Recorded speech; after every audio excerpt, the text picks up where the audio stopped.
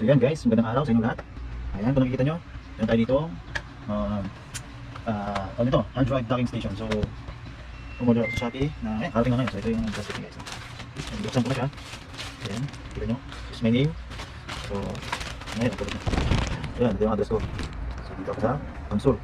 So yan, buksan natin guys. No? Max tayo na docking station. So, ngayon lang tayo ulit nakagawa ng video kasi siya na busy masyado. So, ayan. Itong purpose pala nito guys, kaya order ito for kung gusto nyo backupan yung mga computer nyo, yung hard drive. Kasi hindi naman natin alam, nasira siya, no? Baka mag-down siya, mag-bar down, masira yung mga hard drive, yung files nyo. So yung napaka-important natin, lalo na kung may mga important files na kasing. So yun, yung purpose nito. So kaya tayong order. And so, pwede naman siya, kahit wala ito, pero napakahirap na kasi hassle siya, bubuksan nyo pa yung case ng computer nyo para ilagay nyo yung hard drive. Ito. Ito yung ating HDD or desktop. Ito naman sa laptop, pwede ito sa desktop. Ito SSD lang lagi SSD. So yung ano ito guys is, pwede siya sa ayan. Pwede siya HDD. So mali yung pakasulat. SSD. So 2.5 and 3.5. Ayan, gusto na natin siya. So napakadali kasi ito, lalo kung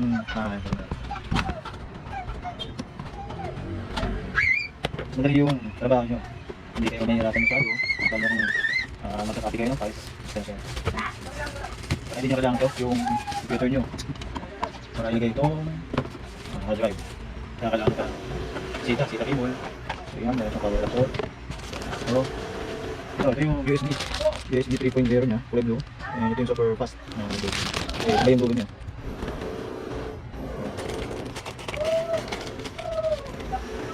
And yung dulo nya super fast USB 3.0. So para mabilis yung kanyang copy. Kung natin files yung copy nyo, or babakapan nyo. So sa akin kasi ganito siya pang backup talaga, yung pang cloud. Yan tapos guys. So yan na. Ayan. Tingnan nyo, dito sa maliit. Dito yung maliit na drive. Tignan nyo lang. Tapos yan yung tusok. Ayan, so yun. Then, ito. Lagyan nyo dito. Tapos ito, sa dulo na. Dito yung USB, dito sa 3.0 sa PC nyo. Kung meron kayong mas maganda yung 3.0 nilagay, kulay blue guys. So ito blue. Kulay ito. Ayan, meron tayo dito. Ayan. Doon siya naman blue yan guys. Kaya sa likod. So yung blue, ibig sabihin 3.0 siya, yung black 2.0 yan. So sa mga baguhan dyan, lalo sa mga hindi masyadong alam yung isang bagay, makakatulong ko sa inyo guys. So para mas madali kayong mag-copy ng files. Hindi ba makapan kayo, i-gamitan nyo yung laptop nyo, computer nyo, kailangan nyo yung files. So kailangan nyo, para mas madali, copy nyo lang. So ayan, then papower nyo lang po. Sasap nyo yung power, nakadali lang guys ng plug and play. Tapos meron siya dito. Ayan, button, power. Ayan. Pindutin nyo lang yan, papower nyo. Sasap natin. Up. Ayan, then ayan. Try natin siya para makita nyo yung okay. Sasap natin siya.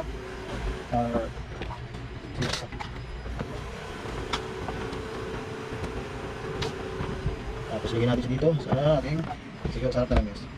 Sarap dito.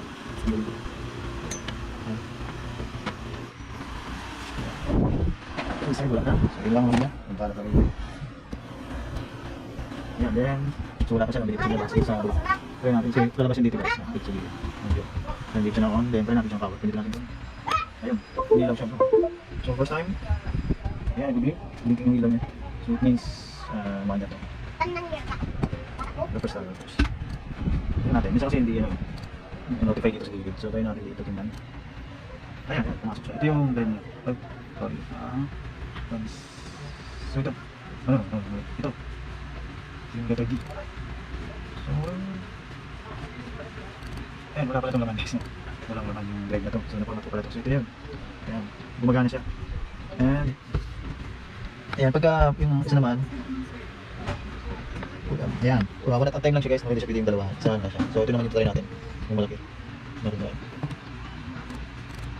So ang gawin natin is i-eject natin siya. So kailangan i-eject mo guys para safe. I-eject X9 yung pangalan niya. Wala na yung drive dito.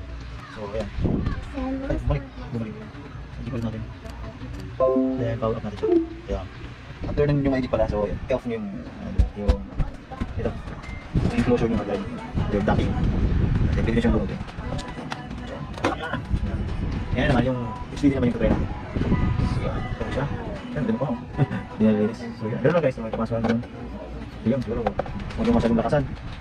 Masigal sila. Siguro, tingin ko na pa. Then, try natin yun. Ito natin. Yun. Yan, pumasok siya, no? Yun, ito na siya guys. 500 gig kasi siya. Ayan. Ito yun. Ayan. So, napakabilis niya, no? Open. So, ayos, solid. Ito kasi yung malaman ng aking hard drive. Alala niya, magulo lang, pero kaya kung sa ulo kayo guys. Ayan.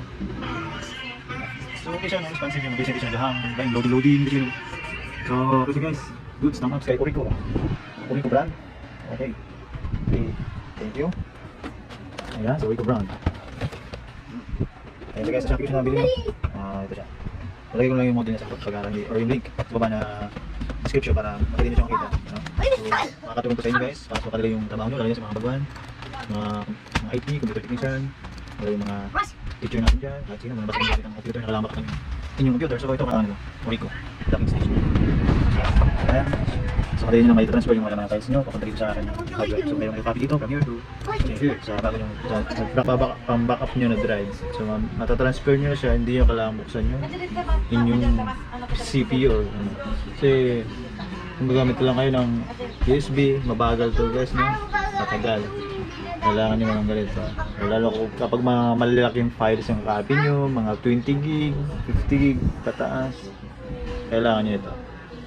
So, napaka no hassle free, less time, hindi